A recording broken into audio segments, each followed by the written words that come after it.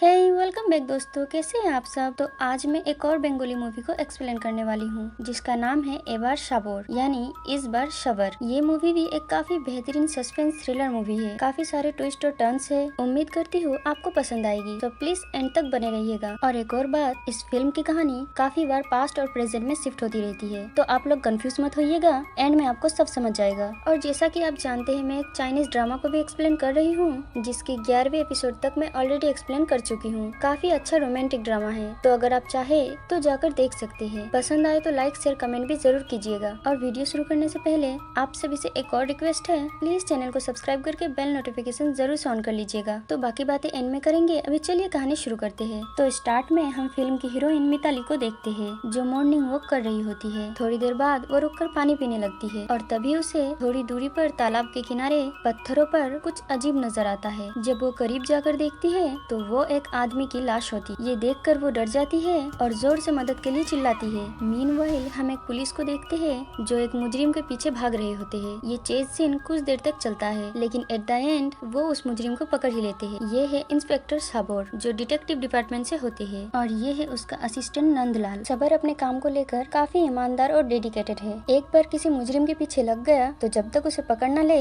तब तक चैन से नहीं बैठता। तभी सबर को कॉल आता है कि किसी लड़की का खून हो गया है। सबर जल्दी से उस जगह पर पहुंचता है। वो सबसे पहले जाकर लाश को देखता है तो वो लाश और किसी की नहीं, मिताली की होती है। मिताली का किसी ने बेरहमी से खून कर दिया होता है। तहकीकात शुरू होती है और सबसे पूछताछ होती है। ये है मिताली का चाचा अरुण, ये मिताली की चाची, और ये उनकी बेटी यानी मिताली की चचेरी बहन जोईता, शॉर्ट में जोई, और ये मिताली का नौकर हरेन। हरेन बताता है कल रात मिताली ने अपने घर पर एक पार्टी रखी थी जिसमें उसने अपने कुछ क्लोज फ्रेंड्स और रिलेटिव्स को इनवाइट किया था। मिताली और जोई दोनों उस पार्टी में मौजूद थे। तकरीबन 1:30 या 1:45 बजे पार्टी खत्म हुई। हरेन के पास एक बच्चा भी मौजूद होता है, नाम पीतीश। पूछने पर हरेन बताता है पीतीश उसका नाती है। मिताली पौंडीचेरी में रहती थी। उसके बाबा की मौत के बाद वो कलकत्ता अपने घर वापस आ गई थी। फिर सबर जोई से पूछताछ करता है। जोई बताती है पार्टी खत्म होने के बाद मिताली अपने कमरे में जाने लगी, लेकिन वो काफी ज्यादा ड्रंक थी, इसलिए ठीक से सीढ़ियाँ नहीं चढ़ पा रही थी। तो जोई ने उसे कहा वो उसे ऊपर तक छोड़ देगी, लेकिन नशे में होने के कारण मिताली जोई को गुस्से में मना कर देती है और किसी तरह ऊपर अपने कमरे में चली जाती है। उसके कमरे में जाने के कुछ देर बाद कुछ आवाजें तो आई थी, लेकिन क्योंकि वो नशे में और गुस्से में थी तो सबको लगा वो खुद ही कर रही होगी, इसलिए कोई उसके कमरे में नहीं गया। सबर फिर से मिताली के कमरे में आता है और आंखें बंद करके इमेजिन करने लगता है कल रात क्या हुआ होगा। तो मिताली अपने कमरे में आने के बाद अपने ज्वेलरीज उतारने लगी। तभी कोई आया और नाइफ से उसका खून कर दिया। वहीं पर मिताली के बाबा की एक तस्वीर लगी होती है जिस पर माला चढ़ी हुई होती है। सबर का असिस्टेंट नंदलाल उसे बताता है मिताली के बाबा की मौत 7 महीने पहले हो चुकी है। उनकी मौत तो नेचुरल थी, लेकिन वो पहले से काफी बीमार थे, तो सबको शक था कि उन्हें कैंसर है, इसलिए वो कुछ दिनों तक एक नर्सिंग होम में एडमिट रहे। लेकिन फिर उनका शक गलत साबित हो गया, उन्हें कोई कैंसर नहीं था। आगे खोजबीन करने पर सबर को वहाँ एक डायरी, कुछ लेटर्स और एक शादी का कार्ड मिलता है, जिससे उन्हें पता चलता है जब मिताली के पापा जिंदा थे तब मिताली की शादी हुई थी एक मिठू नाम के लड़के से। तो सबर सीधा मिठू के पास पहुँच जाता है उससे पूछताछ करने। ये है मितेश, शॉर्ट में मिठू। सबर जब उससे कहता है मिताली का खून हो गया है तो मिठू बहुत ही नॉर्मली कहता है मेरी मिताली के साथ काफी दिनों से बातचीत या मुलाकात नहीं हुई है, तो मुझे इस बारे में कुछ नहीं पता। तो सबर उसे पूरी कहानी बताने के लिए कहता है और यहाँ से कहानी थोड़ा पीछे जाती है। तो मिठू तकरीबन 10 साल से एक बैंक में अकाउंट सर्विस का काम करता है और मिताली के बाबा उस बैंक के काफी पुराने ग्राहक थे। ये है मिताली के बाबा वरुण। अब क्योंकि वरुण इस बैंक के काफी पुराने ग्राहक थे, इसलिए उनकी मिठू के साथ काफी अच्छी जान पहचान थी। एक दिन वरुण मिठू को उनके घर पर इनवाइट करता है कुछ पर्सनल बात करने के लिए। मिठू उनके घर आता है तो वरुण अपने हालात के बारे में उसे बताता है। तो जैसा कि मैंने पहले कहा, वरुण ज्यादातर बीमार रहते थे और उसे शक था कि उसे कैंसर है, इसलिए उसे फिक्र थी कि उसके मरने के बाद उसकी बेटी मिताली का क्या होगा। इसलिए वरुण सीधा सीधा मिठू के सामने मिताली के शादी का प्रस्ताव रखता है। मिठू को भी मिताली पसंद आ गई थी, इसलिए वो शादी के लिए मान जाता है। फिर उनकी शादी हो जाती है। शादी की पहली रात जब मिठू मिताली के करीब आने की कोशिश करता है तो मिताली गुस्से में उसे दूर ढकेल देती है। वो कहती है वो मिठू को बिल्कुल पसंद नहीं करती और ये शादी उसने अपने बाबा के कहने पर की है। मिताली उस पर बहुत चिल्लाती है और शादी की पहली रात ही वो मिठू को कमरे से बाहर निकाल देती है। मिठू बिना कुछ कहे चुपचाप कमरे से बाहर चला जाता है। फिर ऐसे ही दिन बीतने लगे। मिठू और मिताली दोनों अलग अलग कमरे में रहने लगे और फिर उनका डिवोर्स हो गया। सबर कहता है हमने पता किया है, मिताली के बाबा वरुण की आपके बैंक में 2 फॉल्स अकाउंट थे। मिठू कहता है हाँ थे, तो बहुत से लोगों के होते करते हैं। सबर कहता है हमने ये भी पता किया है कि आप मर्डर की रात उस पार्टी में गए थे। क्या मिताली ने आपको इनवाइट किया था? मिठू कहता है नहीं। सबर कहता है अपने एक्स वाइफ के पार्टी में बिना बुलाए ही चले गए। सबर कहता है अब मैं बताता हूँ कहानी क्या है। वरुण की 2 फॉल्स अकाउंट को लेकर आपने उन्हें ब्लैकमेल किया और जबरदस्ती मिताली से शादी की। ससुर इतने पैसों का मालिक और एक खूबसूरत बीवी, आपको लगा आपकी लाइफ सेट है, लेकिन मिताली ने आपको कबूल नहीं किया और डिवोर्स दे दिया। फिर आपने उसे बदला लेने का सोचा। पार्टी की रात आप उसके घर गए। दूसरी मंजिल पर पार्टी चल रही थी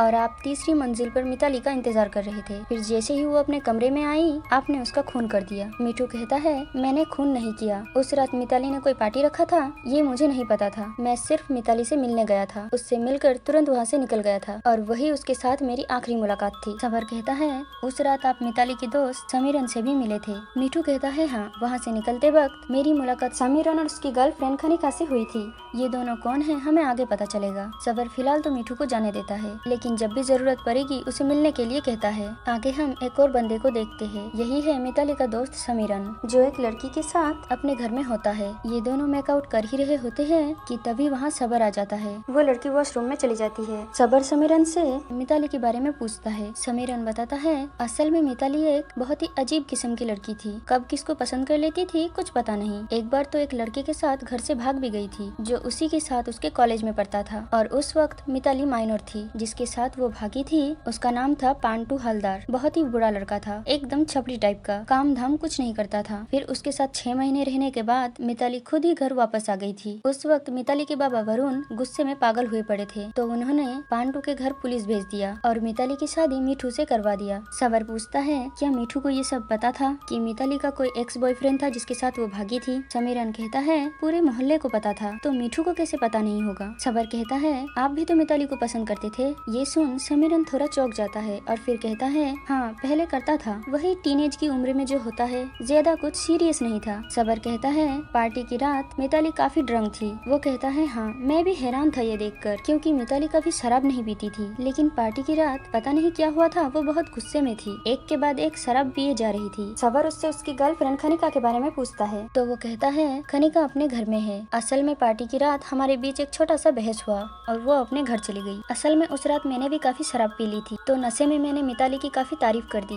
और खनिका गुस्से में मुझे वहाँ से लेकर चली गई। सबर कहता है फिर तो मामला साफ है, खनिका ने ही जेलस में मिताली का खून कर दिया। ये सुनकर समीरन चौंक जाता है। तभी वहाँ वो लड़की आती है सबर के आने से पहले, जिसके साथ वो था। सबर उस लड़की से उसके बारे में पूछता है। वो लड़की अपना नाम जुलेखा शर्मा बताती है, एक स्कूल में फिजिकल इंस्ट्रक्टर है और अपने बाबा का नाम विजय शर्मा, जो झारखंड के एक रिटायर्ड पुलिस ऑफिसर है। इस लड़की को याद रखिएगा, आपको आगे काम आएगा। वो बताती है समीरन से उसकी मुलाकात एक पब में हुई। समीरन काफी परेशान और डरा हुआ था, इसलिए वो जुलेखा को अपने घर ले आया। असल में ये बंदा भी काफी अजीब होता है, इसे भूतों से डर लगता है, इसलिए जब भी कनिका साथ नहीं होती तो रात को अकेले ना रहना पड़े, इसलिए अलग अलग लड़कियों को अपने साथ अपने घर लेकर आता है। सबर कहता है इस पर यकीन करना मुश्किल है। समीरन कहता है कसम खा के कहता हूँ, जब से मिताली की मौत हुई है तब से और ज्यादा डर लगने लगा है। रात में अकेले सो भी नहीं पा रहा हूँ। फिर सबर समीरन को पूरी कहानी बताने के लिए कहता है, तो समीरन अपने हिस्से की कहानी बताता है। उस रात जब खनिका और समीरन पार्टी में जा रहे थे तब बाहर ही उनकी मुलाकात मिठू से हुई, जो थोड़े गुस्से में था। मिठू के पीछे मिताली भी बाहर आई, जो थोड़ी परेशान थी। मिठू के जाने के बाद मिताली समीरन से कहती है सब कुछ गड़बड़ हो गया, मुझे रिकंसाइल करना होगा। मिताली काफी गुस्से में भी थी, वो अपने कजन जोई से भी ठीक से बात नहीं कर रही थी। फिर वो और समीरन काफी ज्यादा ड्रंक हो गए और नशे में समीरन मिताली की तारीफ करने लगता है। ये देखकर उसकी गर्लफ्रेंड खनिका काफी गुस्सा हो जाती है और उसे खींचकर वहाँ से लेकर चली जाती है। सबर कहता है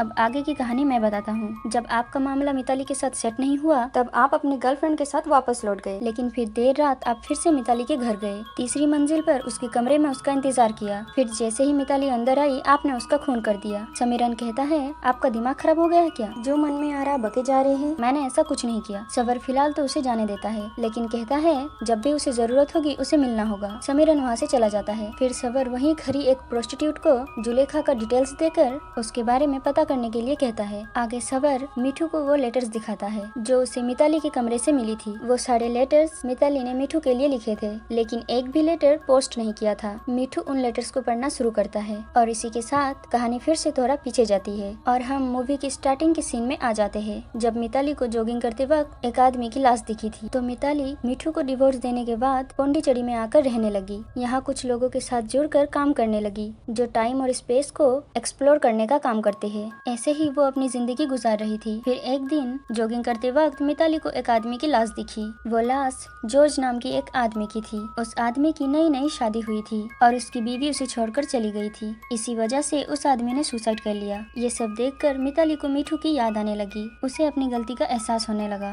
कि उसने मीठू के साथ गलत किया। वो मीठू को लेटर्स लिखने लगती है जिनमें वो अपने दिल की सारी फीलिंग्स लिखती है। उसके बाबा के कहने पर उसे मीठू से शादी करनी पड़ी। उस वक्त मिताली शादी नहीं करना चाहती थी, लेकिन फिर भी उसके बाबा की वजह से उसे जबरदस्ती शादी करनी पड़ी और इसीलिए उसका सारा गुस्सा मीठू पर उतर गया। लेकिन जब शादी की पहली रात को मिताली ने मीठू को कमरे से बाहर निकाल दिया था और दोनों अलग अलग कमरे में रहने लगे थे, तो उस दौरान मिताली धीरे धीरे मीठू को पसंद करने लगी थी, लेकिन उस वक्त वो खुद श्योर नहीं थी। फिर पौंडीचेरी आने के बाद उसे मीठू की कमी महसूस होने लगी और उस आदमी की लाश को देखने के बाद उसे एहसास हुआ कि वो सच में मीठू से प्यार करती है। उसे एहसास हुआ कि उसने मीठू को डिवोर्स देकर बहुत बड़ी गलती की है, लेकिन वो समझ नहीं पा रही थी कि अब वो क्या मुँह लेकर उसके पास वापस जाए। इसलिए यहीं रहकर उसे लेटर्स लिखने लगी, लेकिन एक भी लेटर पोस्ट नहीं किया। कुल मिलाकर वो मीठू से प्यार करने लगी थी, लेकिन उसे बता नहीं पाई। इधर प्रेजेंट में ये सब पढ़कर मीठू हैरान होता है। फिर सबर उसे ये भी बताता है कि मिताली ने अपनी सभी प्रॉपर्टी की जिम्मेदारी मीठू को सौंप दी है और अपना सिंगल अकाउंट मीठू के साथ ज्वाइंट अकाउंट बना लिया है। मतलब मीठू अब उनकी सभी प्रॉपर्टी का मालिक है। मीठू गुस्से में कहता है वो खून मैंने नहीं किया है। सबर पूछता है पार्टी की रात 1 से 2 बजे तक आप कहाँ थे? मीठू कहता है अपने घर में सो रहा था, तभी मुझे जोई का कॉल आया। वो बहुत रो रही थी, तभी मुझे पता चला कि मिताली का खून हो गया है। सबर नंदलाल से पार्टी की रात की फोटोज और जोई की कॉल लिस्ट निकालने के लिए कहता है। अब सबर एक एक करके इन सब के बारे में तहकीकात करना शुरू करता है। ये खून किसने किया, क्यों किया और किसका मोटिव सबसे ज्यादा स्ट्रॉन्ग है। पार्टी की अंत में सिर्फ जोई और हरेन मिताली के साथ मौजूद थे। मिताली के कमरे से आवाज आने के बावजूद कोई चेक करने नहीं गया कि मिताली ही नशे और गुस्से में ये सब कर रही होगी। मीठू, मिताली की सभी प्रॉपर्टी उसके नाम होना, मिताली का उसे डिवोर्स देना, मिताली के बाबा वरुण की काफी सारी राज जानना, मोटिव सबसे ज्यादा स्ट्रॉन्ग। समीरन मिताली को बचपन से पसंद करता है पर उससे शादी नहीं कर पाया। मिताली का एक्स बॉयफ्रेंड पांटू हलदार, जिसका फिलहाल अभी कुछ पता नहीं। आगे सवर समीरन के बाबा से मिलने जाते हैं उसके बारे में पूछताछ करने, लेकिन वहाँ उन्हें कुछ खास पता नहीं चलता, इसलिए वो वापस आ जाते हैं। वो वापस आ ही रहे होते हैं तभी उन्हें मिताली का एक्स बॉयफ्रेंड पांटू हलदार के बारे में पता चलता है। सबर तुरंत वहाँ पहुँचता है उससे पूछताछ करने। ये है मिताली का एक्स बॉयफ्रेंड पांटू। पांटू उनकी तरफ आ रहा था तभी उसका एक छोटा सा एक्सीडेंट हो जाता है, तो सबर और नंदलाल हॉस्पिटल पहुंचकर उससे पूछताछ करते हैं। पांटू एक गैरेज मैकेनिक है, कॉलेज में एडमिशन ली थी पर कंटिन्यू नहीं किया। सबर उससे मिताली के बारे में पूछता है। पांटू कहता है जब हम मिले तब वो माइनर थी, काफी खूबसूरत थी, कुछ समय तक हम साथ घूमे, फिर एक दिन अचानक अपना सारा सामान लेकर मेरे घर चली आई और कहने लगी मेरे साथ रहना है। सबर पूछता है कितने दिन रही? वो कहता है कुछ 6 महीने। फिर एक दिन अचानक बोली मैं घर जा रही हूँ और चली गई। फिर उसके बाप ने मुझ पर केस कर दिया और मेरे घर पुलिस आई और मुझे जेल में डालकर बहुत पीटा। फिर उसके बाप ने अपनी इज्जत का सोचकर केस वापस ले लिया। सबर पांटू को मिताली के खून के बारे में बताता है तो पता चलता है उसे पहले से ही पता है। सबर पूछता है उस रात 3 बजे से पहले तुम कहाँ थे? वो कहता है अपने घर में एक रीता नाम की लड़की के साथ। वो लड़की उसे एक बार में मिली थी, फिर वो उसे अपने घर लेकर आया था। सबर फिलहाल तो उसे छोड़ देता है, लेकिन कहता है जब भी जरूरत होगी उसे मिलना होगा। फिर वो वहाँ से चले जाते हैं। सबर को शक होता है कि रीता और जुलेखा दोनों एक ही लड़की है, इसलिए वो उस जगह पर जाकर पूछताछ करता है जिस जगह के बारे में उसे पांटू ने बताया था जहाँ उसे रीता मिली थी, लेकिन वहाँ उसे कुछ खास पता नहीं चलता। आगे सबर उस स्कूल में जाता है जहाँ जुलेखा ने बताया था वो एक फिजिकल इंस्ट्रक्टर है। सबर प्रिंसिपल से जुलेखा के बारे में पूछताछ करता है और उसे बुलाने के लिए कहता है, लेकिन जो जुलेखा उनके सामने आती है वो तो कोई और ही लड़की होती है, लेकिन डिटेल्स बिल्कुल सेम होती है। सबर समझ जाता है समीरन के साथ जो लड़की थी उसने अपने बारे में जो भी बताया था सब झूठ था, उसने इस लड़की की पहचान बताई थी। सबर वापस आ रहा होता है तभी उसे समीरन कॉल करके कहता है उसे मिताली के केस के बारे में कुछ बात करनी है। सबर उसके पास पहुंचता है। समीरन उसे बताता है उस लड़की जुलेखा के जाने के बाद वो अपनी गर्लफ्रेंड कनिका को मनाने उसके घर गया था। वहाँ उन दोनों के बीच फिर से लड़ाई हुई, लेकिन फिर कुछ देर बाद सुलह भी हो गया और फिर दोनों इंटीमेट भी हुए। फिर कनिका ने उसे एक बात बताई कि मिताली का एक्स हस्बैंड मिठू की एक गर्लफ्रेंड है, और ये बात खुद मिताली ने कनिका को बताई जब वो उस पार्टी की रात नशे में थी। ये सुनकर सबर तुरंत कनिका के घर जाता है उससे पूछताछ करने। फिर सबर कनिका को पूरी बात बताने के लिए कहता है। कनिका बताना शुरू करती है और यहाँ से कहानी फिर से थोड़ा पीछे जाती है। जब पार्टी चल रही थी, सभी लोग पार्टी एंजॉय कर रहे थे। मिताली काफी नशे में थी और काफी दुखी भी थी और रो रही थी। खनिका उसे संभालती है और उसकी इस हालत की वजह पूछती है तो मिताली बताती है मीठू किसी और से प्यार करता है, उसकी एक गर्लफ्रेंड है। खनिका थोड़ा सरप्राइज होकर पूछती है किससे, कौन है वो लड़की? तो मिताली उस लड़की की तरफ इशारा करती है जो उसी पार्टी में मौजूद होती है। खनिका जब उस लड़की को देखती है तो वो लड़की और कोई नहीं बल्कि मिताली की कजन जोई होती है। कहानी प्रेजेंट में आती है। ये जानने के बाद सवर सीधा जोई के पास पहुंचता है तो जोई अब अपने हिस्से की कहानी बताती है और यहाँ से कहानी फिर से थोड़ा पीछे जाती है। तो मिताली और मीठू के डिवोर्स के बाद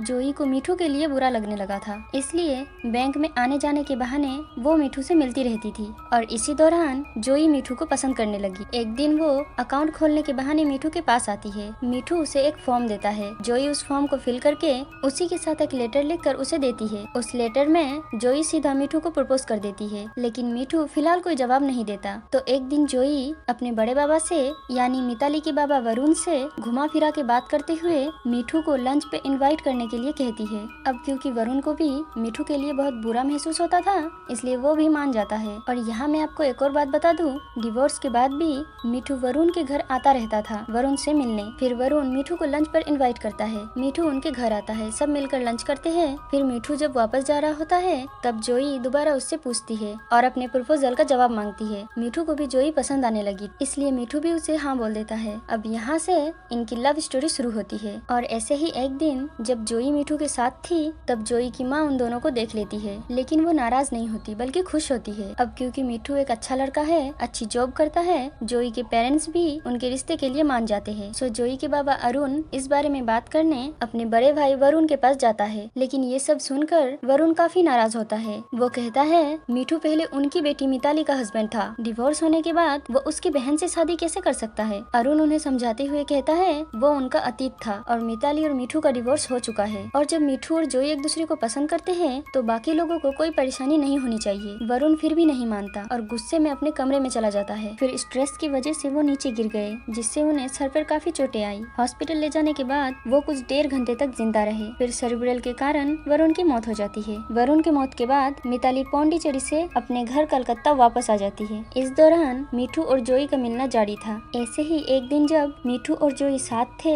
तब मीठू काफी परेशान लग रहा था। जोई के पूछने पर वो बताता है हमें अब अपने रिश्ते के बारे में मिताली को बता देना चाहिए। पता नहीं मिताली को क्या हो गया है, वो मेरे बैंक आई थी और वो अपना अकाउंट मेरे साथ ज्वाइन करना चाहती है, पर क्यों पता नहीं। ये सब सुन जोई काफी परेशान हो जाती है। तो मीठू उसे यकीन दिलाता है कि वो सिर्फ उससे प्यार करता है और उसे उन दोनों के रिश्ते के बारे में मिताली को बताने के लिए कहता है। आगे पार्टी से ठीक एक दिन पहले मिताली काफी खुश थी। वो जोई से कहती है कल पार्टी के दिन वो उसे एक बहुत बड़ी खुशखबरी सुनाएगी। वो जोई से अपनी फीलिंग्स भी शेयर करती है। वो कहती है आज मैं बैंक गई थी और वहाँ मेरी मुलाकात मीठू से हुई। मैंने उसके साथ जो किया उसका मुझे पछतावा है, लेकिन कोई बात नहीं, कल सब कुछ ठीक हो जाएगा। ये सब सुनकर जोई परेशान हो जाती है क्योंकि उसे अंदाजा हो गया था कि शायद मिताली मीठू से दोबारा शादी करना चाहती है। जोई को परेशान देखकर मिताली उससे वजह पूछती है, लेकिन जोई बहाना बनाने लगती है। मिताली कहती है तुम्हें देखकर ऐसा लग रहा है जैसे तुम्हें किसी से प्यार हो गया है। मैं जब से यहाँ आई हूँ तुम्हें नोटिस कर रही हूँ। तो मिताली जोई से डायरेक्टली उस लड़के का नाम पूछती है, लेकिन जोई नहीं बताती। मिताली उससे काफी फोर्स करती है तो जोई उसे कल बताने का प्रॉमिस करती है। फिर अगले दिन यानी पार्टी के दिन सुबह मिताली जोई और हरेन के साथ मिलकर पूरे घर को सजाती है। मिताली काफी खुश थी, सबसे मस्ती मजाक कर रही थी। वहीं जोई काफी परेशान थी। सारा काम होने के बाद मिताली फिर जोई से उस लड़के का नाम पूछती है तो आखिरकार जोई उसे बता ही देती है कि वो मीठू से प्यार करती है। ये बताकर वो तुरंत उठकर चली जाती है। ये सुनकर मिताली बिल्कुल शॉक्ड हो जाती है। आगे रात को मिताली और जोई पार्टी के लिए तैयार होते हैं। उसी वक्त मीठू जोई के पास आता है और गुस्से में कहता है क्या तुमने मिताली को हम दोनों के बारे में बताया नहीं था? क्या तुम्हें पता है मिताली ने क्या किया है? उसने मुझे अपनी प्रॉपर्टी का कस्टोडियन बनाया है। आखिर वो ऐसा क्यों कर रही है? अब क्या चाहती हो मुझसे? और मैंने तुमसे कहा था कि उसे हम दोनों के बारे में बता दो। आखिर तुम दोनों बहनों ने मुझे समझ क्या रखा है, जो जब जैसा चाहे मुझे इस्तेमाल कर सकती है।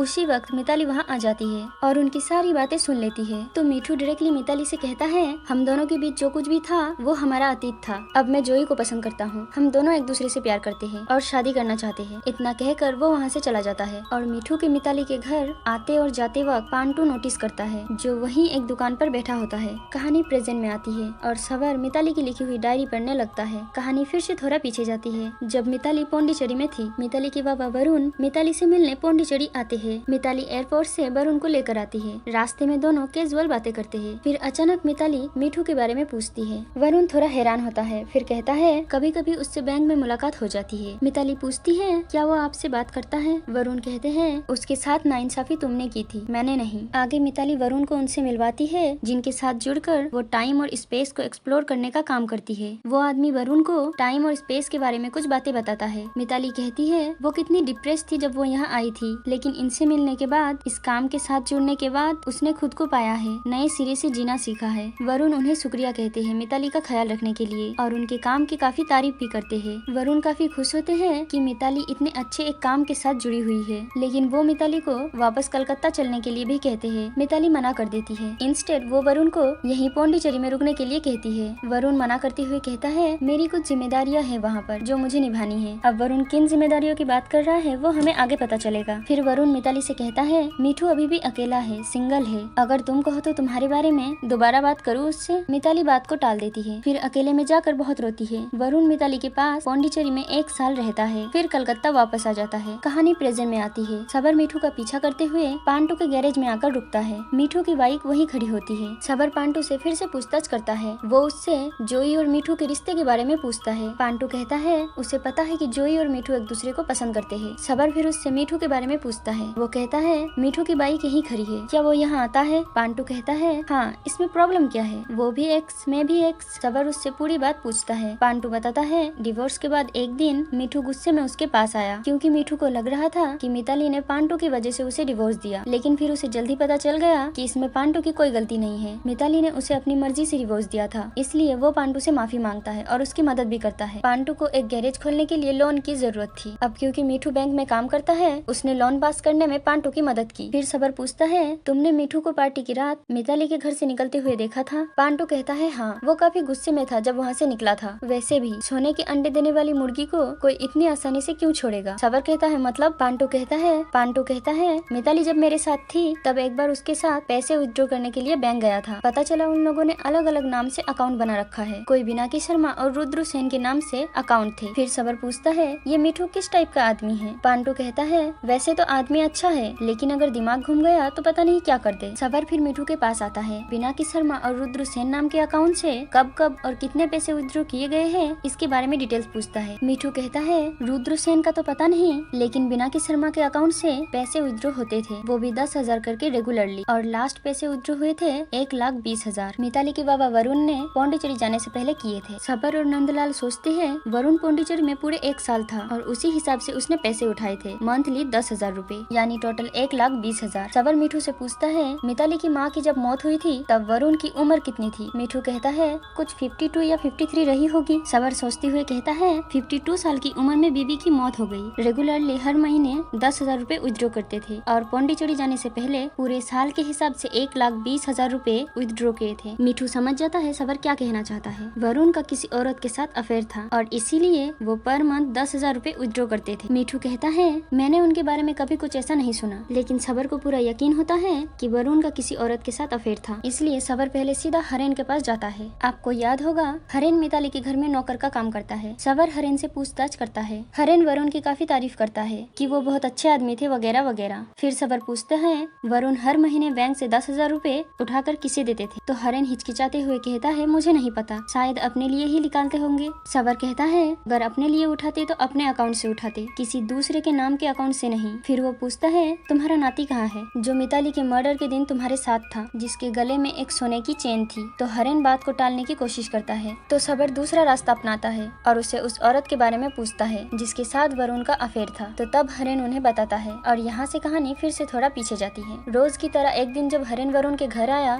तब उसने देखा एक औरत वहाँ मौजूद है और वरुण उस औरत पर काफी चिल्ला रहा है। वरुण गुस्से में कहता है पैसे पैर पर नहीं उगते, तुम्हें किस जगह से उठा कर लाया हूँ ये भूलो मत। दोबारा मुझे ब्लैकमेल करने की कोशिश की तो मुझसे बुरा कोई नहीं होगा। वरुण की बातों से ऐसा लग रहा था शायद उस औरत ने वरुण से पैसे मांगे थे और किसी चीज के लिए उसे ब्लैकमेल करने की कोशिश कर रही थी। फिर वरुण की मौत के बाद वो औरत दोबारा मिताली के घर आई, वो भी पार्टी के और मिताली की मौत के ठीक एक दिन पहले। मिताली भी उस औरत पर बहुत चिल्लाती है। मिताली की बातों से ऐसा लग रहा था शायद उस औरत ने उसके और वरुण के अफेयर के बारे में उसे बता दिया था, लेकिन मिताली उस पर यकीन नहीं करती और गुस्से में कहती है तुम्हारी हिम्मत कैसी हुई मेरे बाबा के बारे में ऐसी बातें करने की, और गुस्से में उस औरत को घर से बाहर निकाल देती है। कहानी प्रेजेंट में आती है। ये सब सुनने के बाद सबर कहता है ठीक है अब चलो तुम्हारी बीवी से भी मिल लिया जाए। हरेन कहता है वो अभी इस शहर में नहीं है। सबर कहता है झूठ बोलना आपकी फितरत में नहीं है हरेन बाबू, बाबू, आपकी कोई बीवी नहीं है और ना ही कभी थी। आप उन लास्ट जनरेशन के उन खिदमतगारों में से है जिन्होंने अपनी पूरी जिंदगी अपने मालिक के लिए सैक्रिफाइस कर दिया। तो यहाँ हमें पता चलता है हरेन की कभी शादी ही नहीं हुई, नहीं उसकी कोई बीवी है और ना ही कोई बेटी और ना ही कोई नाती। सबर पूछता है फिर वो बच्चा पीतिस कौन है जिसे तुमने अपना नाती बताया था? पहले तो वो नहीं बताता, लेकिन सबर के स्ट्रिक्टली धमकाने पर वो रोने लगता है और कहता है वो बच्चा और कोई नहीं वरुण का ही बेटा है, यानी मिताली का सौतेला भाई। आगे नंदलाल सबर से पूछता है उस औरत ने फेक नाम रखने के लिए जुलेखा शर्मा नाम को ही क्यों चुना? सबर कहता है जाहिर है क्योंकि वो जुलेखा शर्मा को बहुत अच्छे से जानती है, यानी उसका उस स्कूल में आना जाना तो जरूर होगा। फिर वो दोनों दोबारा उस स्कूल में जाते हैं जहाँ जुलेखा फिजिकल इंस्ट्रक्टर है। फिर वो उनसे पीतिस के बारे में पूछते हुए कहते हैं वो क्लास 2 या 3 में होगा। गार्डियन का नाम बिनाकी शर्मा। इनके बारे में डिटेल्स निकालने के लिए कहता है। प्रिंसिपल पता करने के लिए जाती है। थोड़ी देर बाद वापस आकर कहती है क्लास 2 में शर्मा टाइटल के 2 बच्चे हैं, दोनों ट्विंस ब्रदर है और उनके बाबा का नाम सुजीत शर्मा है। इसके अलावा शर्मा टाइटल का तो और कोई गार्डियन नहीं है। ये जानकर वो दोनों वहाँ से जाने लगती है। तभी सबर को याद आता है और वो प्रिंसिपल से कहता है क्या वरुण घोष के गार्डियन के नाम से कोई है? तो उन्हें मिल जाता है गार्डियन वरुण घोष और उसका बेटा पीतिस घोष। फिर वो दोनों सीधा उस औरत के पास जाते हैं जिसके साथ वरुण का अफेयर चल रहा था। तो ये औरत और कोई नहीं वही होती है जो समीरन के साथ थी और खुद को जुलेखा शर्मा बताया था। का असली नाम होता है दोयल घोष। तो अब दोयल उन्हें अपने हिस्से की कहानी बताती है। तो वरुण जिस नर्सिंग होम में एडमिट थे, दोयल वहाँ पर जॉब करती थी। वहीं उन दोनों की मुलाकात हुई। मिताली के पौंडीचेरी जाने के बाद वरुण काफी अकेला महसूस करने लगा, इसलिए वो दोयल के पास जाने लगा था। वो रेगुलरली उसके पास जाने लगा था। तब दोयल ने उसे कोई परमानेंट व्यवस्था करने के लिए कहा। वरुण दोयल को पर मंथ 10,000 रूपए देने लगा। नंदलाल पूछता है तुमने शादी क्यों नहीं की? वो कहती है मैंने कहा था शादी के लिए, पर मेरी बातों को अनसुना कर दिया। फिर एक दिन वो शादी के लिए राजी हो गए और फिर अचानक से पीछे भी हट गए और इसी बीच पीतिस पैदा हो गया। सबर कहता है पीतिस के गले में एक सोने का चेन है। दोयल कहती है वरुण नहीं दिए थे जब पीतिस पैदा हुआ था। मैंने सोचा बच्चा होने के बाद अब शायद वो मुझसे शादी कर ले, और वैसे भी मिताली तो वापस नहीं आने वाली, मैंने ये उनसे कहा भी था। वरुण ने बहुत चिल्लाया मुझ पर और अचानक से मुझसे कांटेक्ट खत्म कर दिया। मैं तो टेंशन में पड़ गई थी। अपने बच्चे को इतने महंगे स्कूल में डाला है, कैसे मैनेज करूंगी सब। फिर पता चला वरुण मिताली के पास पौंडीचेरी जा रहा है, इसलिए मैं उनसे बात करने उनके घर गई। फिर हम वो सीन देखते हैं जब हरेन ने वरुण को एक औरत पर चिल्लाते हुए देखा था। तो वो औरत दोयल ही थी। वरुण गुस्से में कहता है पीतिस और मिताली को एक मत करो। वरुण गुस्से में दोयल को वहाँ से जाने के लिए कहता है और कहता है